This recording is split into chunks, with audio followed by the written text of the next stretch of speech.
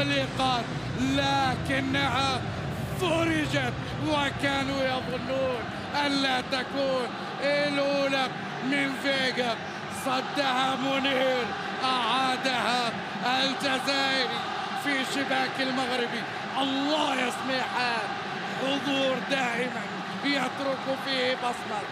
البصمة بالصراع من فيجا أولا، فيرمينو ثانيا، بعد ذلك بين وتحت أيدي منير محمدي.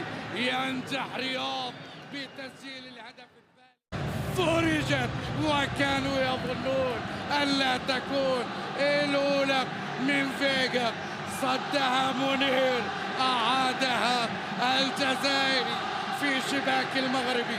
الله يا سميحان، حضور دائما يترك فيه بصمة. البصمة